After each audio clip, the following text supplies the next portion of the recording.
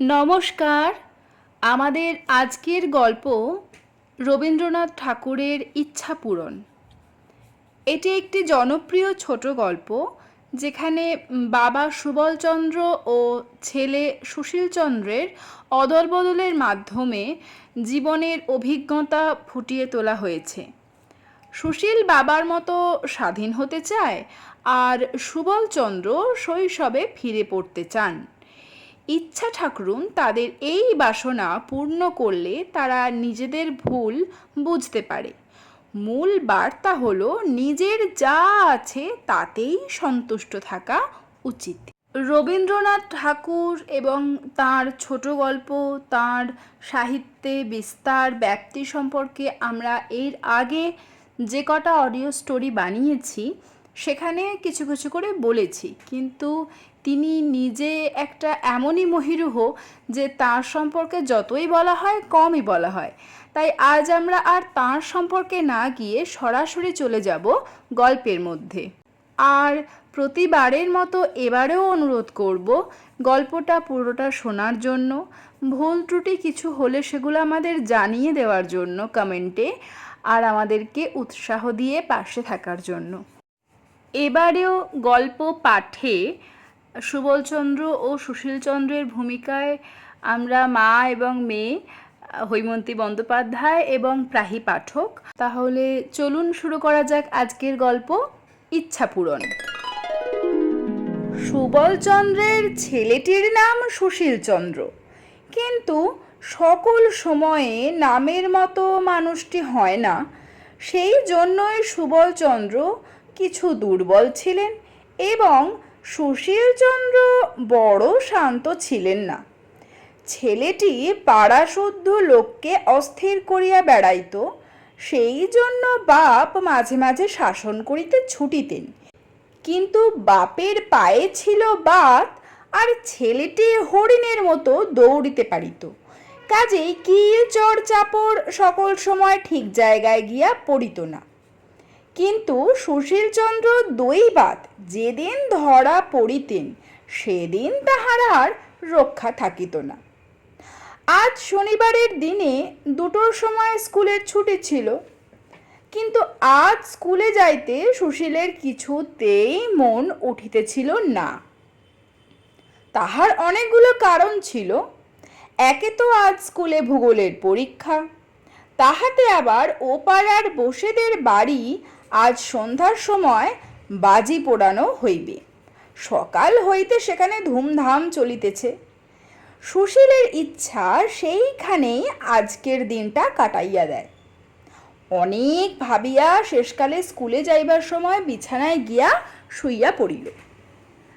তাহার বাপ সুবল গিয়া জিজ্ঞাসা করিলেন, কি রে, বিছানায় পড়ে আছিস যে? আজ স্কুল যাবি নে?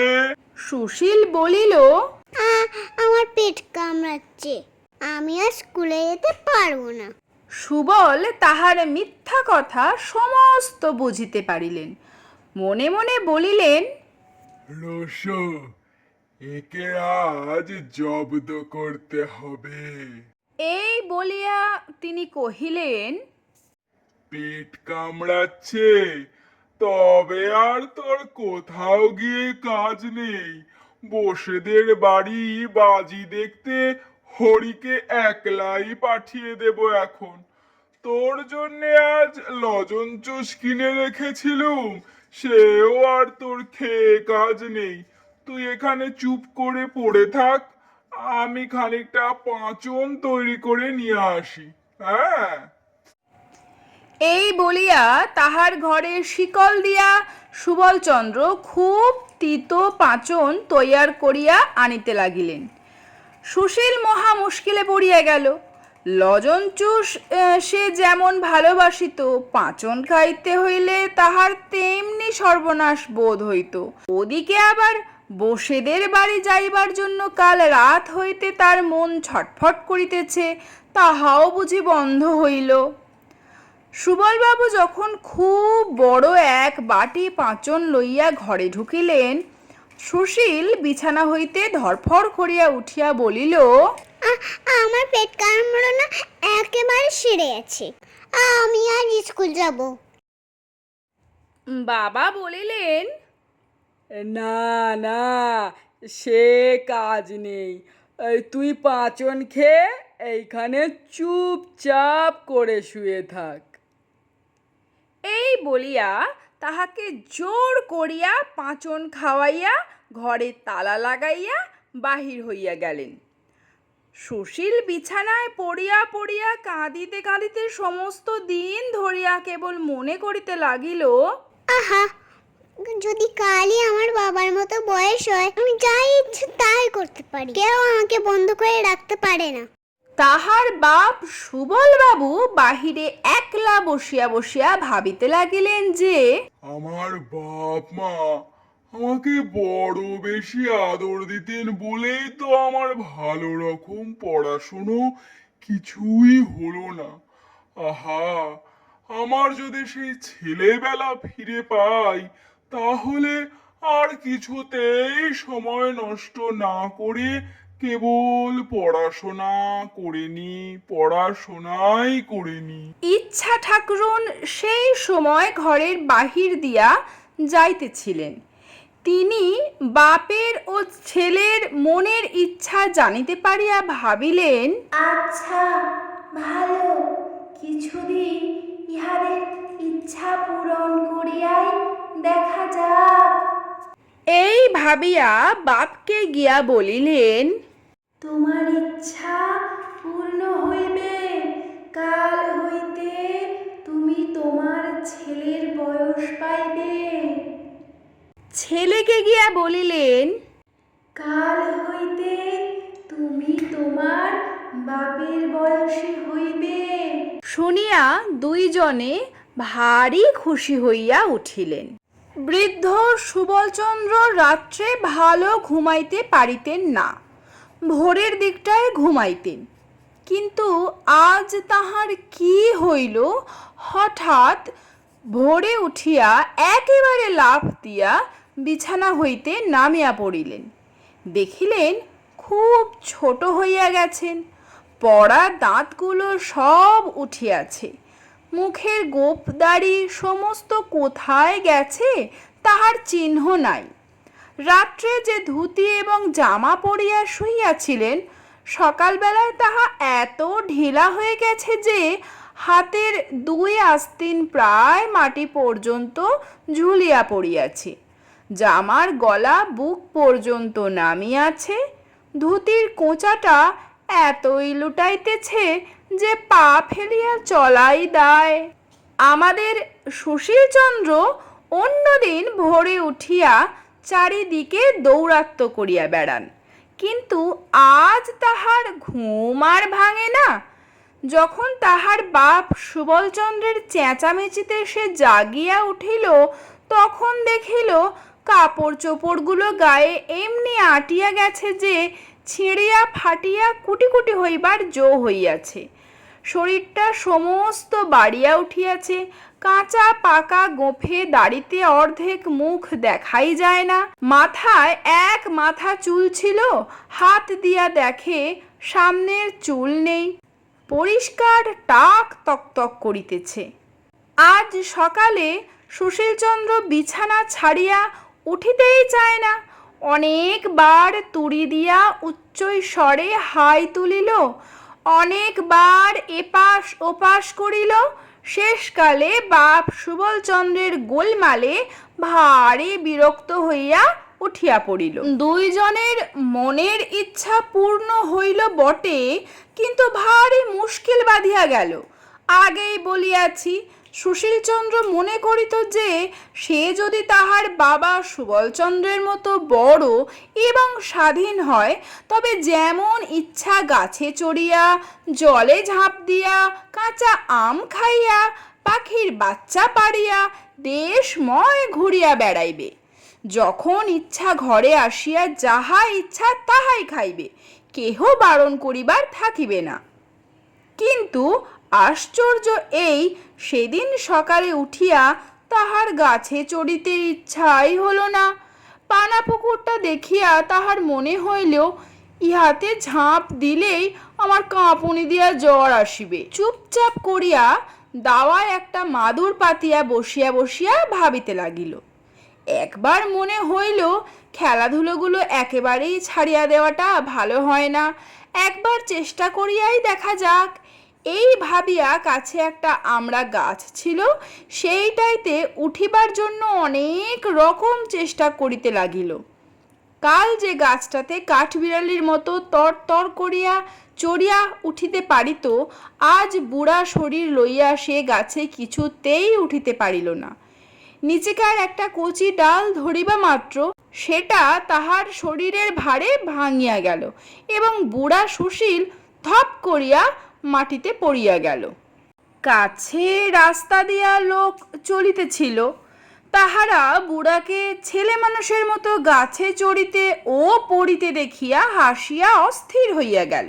সুশীল চন্দ্র লজ্জায় মুখ নিচু করিয়া আবার সেই দাওয়ায় মাদুরে আসিয়া বসিল।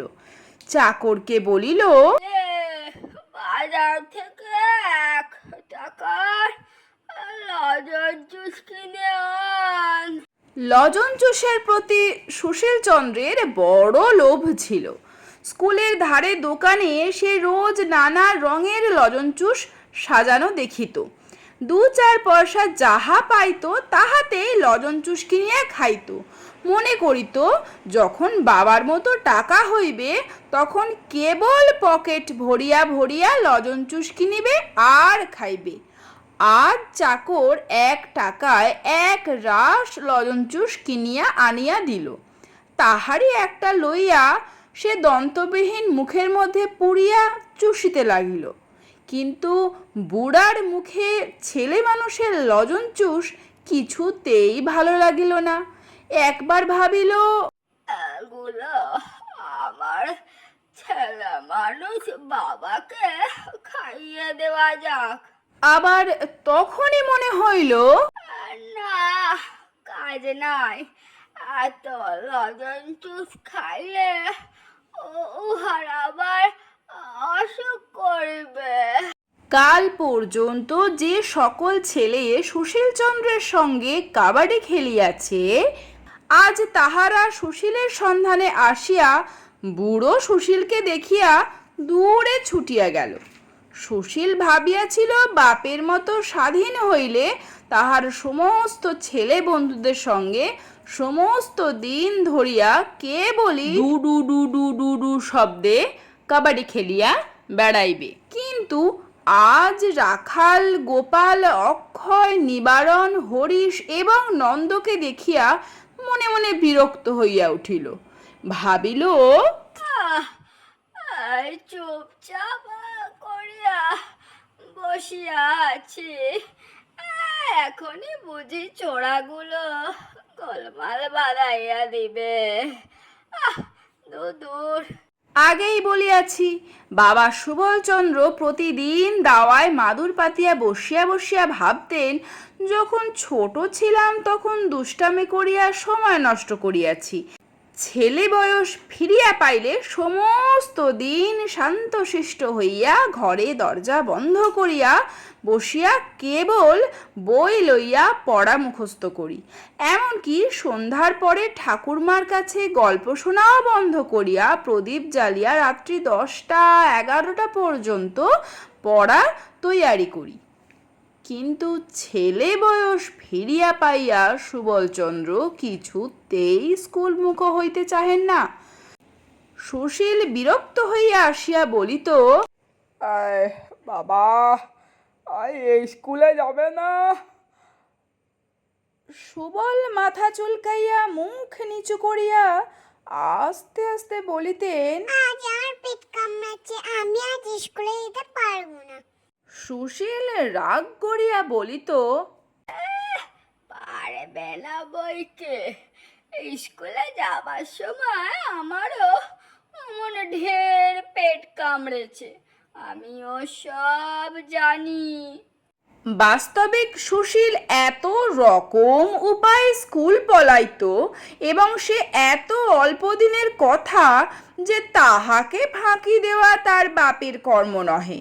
সুশীল জোর করিয়া ক্ষুদ্র বাপটিকে স্কুলে পাঠাইতে আরম্ভ করিল।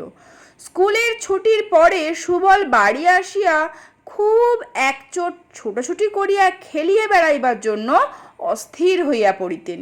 কিন্তু ঠিক সেই সময় বৃদ্ধ সুশীলচন্দ্র চোখে চশমা দিয়া একখানা কৃত্তিবাসের রামায়ণ লইয়া সুর করিয়া করিয়া পড়িত। সুবলের ছুটাছুটি গোলমালে তাহার পড়ার ব্যাঘাত হইত। তাই সে জোর করিয়া সুবলকে ধরিয়া সম্মুখে বসাইয়া হাতে একখানা স্লেট দিয়া আঁক কষিতে দিত। আঁকগুলো এমনই বড় বড় বাছিয়া দিত যে তাহার একটা কষিতেই তাহার বাপের 1 ঘন্টা চলিয়া যাইত। সন্ধে বেলায় বুড়ো সুশীলের ঘরে অনেক বুড়ায় মিলা দাবা খেলিত। সে সময়টায় সুবলকে ঠান্ডা রাখিবার জন্য সুশীল একজন মাস্টার রাখিয়া দিল। মাস্টার রাত্রি 10টা পর্যন্ত তাহাকে পড়াইত। খাওয়ার বিষয়ে সুশীলের বড় কড়াকড়ি ছিল, কারণ তাহার বাপ সুবল যখন বৃদ্ধ ছিলেন তখন তাহার খাওয়া ভালো হজম হইত না, একটু বেশি খাইলে অম্বল হইত। সুশীলের সে কথাটা বেশ মনে আছে, সেই জন্যই সে তাহার বাপকে কিছুতেই অধিক খাইতে দিত না।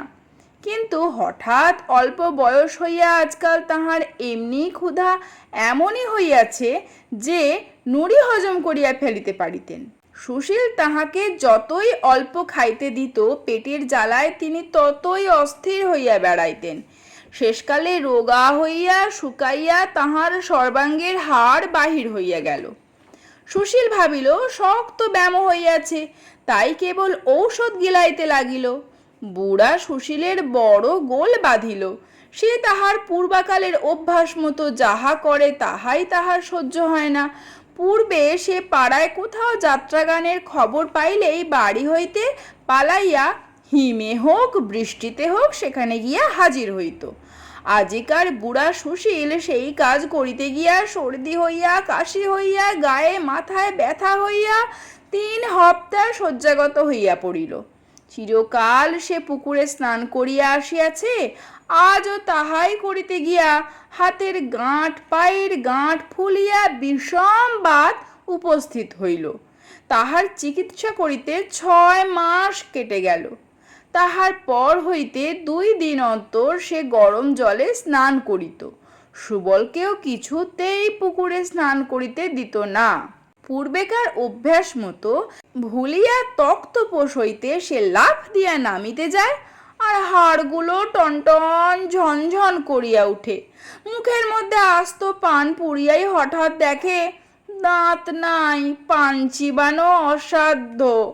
ভুলিয়া চিরুনি ব্রুশ লইয়া মাথা আঁচড়াইতে গিয়া দেখে প্রায় সকল মাথাতেই টাক। একদিন হঠাৎ ভুলিয়া যাইত যে সে তাহার বাপের বয়সী বুড়া হইয়াছে, এবং ভুলিয়া পূর্বের অভ্যাস মতো দুষ্টামি করিয়া পাড়ার বুড়ি আন্দি পিসির জলের কলসে হঠাৎ ঠন করিয়া ঢিল মারিত।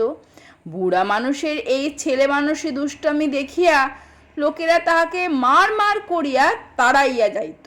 সেও লজ্জায় মুখ রাখিবার জায়গা পাইত না। সুবলচন্দ্র একদিন দৈবাত ভুলিয়া যাইত যে সে আজকাল ছেলে মানুষ হইয়াছে। আপনাকে পূর্বের মতো বুড়া মনে করিয়া যেখানে বুড়া মানুষেরা তাস পাশা খেলিতেছে সেখানে গিয়া সে বসিত এবং বুড়ার মতো কথা বলিত। শুনিয়া সকলেই তাকে যা যা যা খেলা করকে, যা কামি করতে হবে না, যা যা বলছি বলিয়া কান ধরিয়া বিদায় করিয়া দিত।